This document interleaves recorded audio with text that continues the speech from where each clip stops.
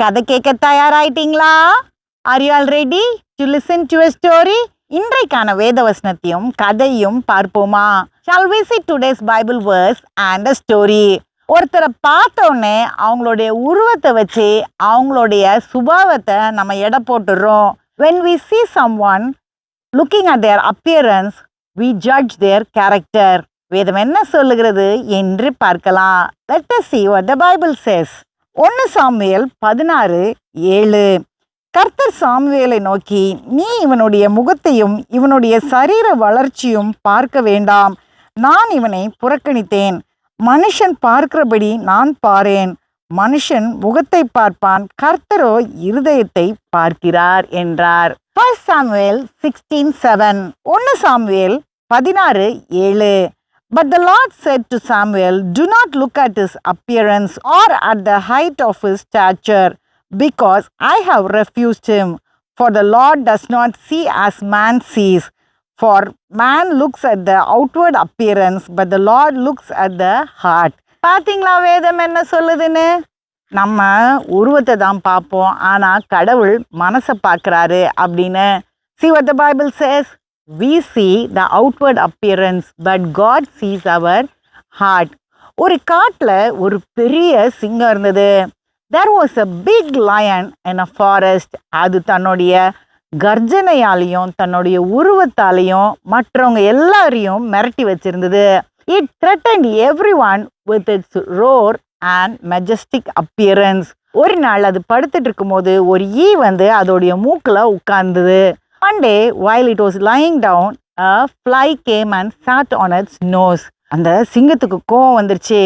உனக்கு எவ்வளோ தைரியம் இருக்குது, இத்னோண்டு இருக்கிற என் மேலே வந்து உட்காரியா அப்படின்னு.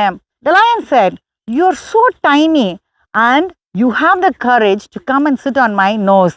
அப்போ அந்த ஈ சொல்லுச்சு, நீ எவ்வளோ பெரிய ஆளாக இருந்தால் எனக்கு என்னை ஒன்றும் பண்ண முடியாது. The fly said, whoever you may be, you cannot do anything to me. அந்த சிங்கம் சொல்லுச்சு, உன்னை நாராக கிழிச்சு போட்டுறேன் பாரு அப்படின்னு. The lion said, I will tear you into pieces. பார்க்கலாம் அப்படின்னு சொல்லுச்சு இந்த ஈ. The fly said, okay, let's see. அந்த ஈ மூக்குல இருந்து பறந்து போய் அந்த சிங்கத்தோட தலையில உட்கார்ந்துச்சு. The fly flew and sat on the head of the lion. தன்னுடைய நகங்களால தன்னுடைய தலையே அந்த ஈயை பிடிக்கிற காரியத்துல சேதப்படுத்திருச்சு அந்த சிங்கம். While trying to catch the fly, the lion damaged its head with its claw. அதுக்கப்புறம் சிங்கத்தோட முதுகுல போய் உட்கார்ந்துச்சு ஈ. Then the fly went and sat on the back of the lion. அப்பையும் அது கீழே படுத்து உருண்டு கல் முள் எல்லாத்துக்கிட்டையும் கீறு வாங்குச்சு. The fly sat on the back of the lion. The lion rolled and rolled. It got hurt by stones and thorns. அதுக்கப்புறம் வாலில் போய் உட்காந்துச்சு அந்த ஈ. Then it went and sat on the tail. மறுபடியும் வாலை போட்டு சொலட்டுச்சு அந்த சிங்கம். The lion twisted and turned its tail. வாலும் காயப்பட்டுச்சு. The tail was also hurt. கடைசியில் அடிப்பட்ட சிங்கம் ரொம்ப சோர்வாக ஒரு இடத்துல உட்காந்துருச்சு. Finally, the lion was hurt.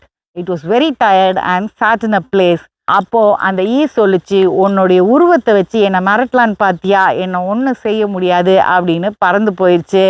The fly had said to the lion, did you try to threaten me with your majestic body? You can't do that. It said so and flew away.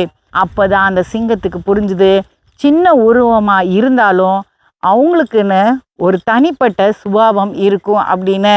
The lion understood that even if it is a small animal, it has its own character.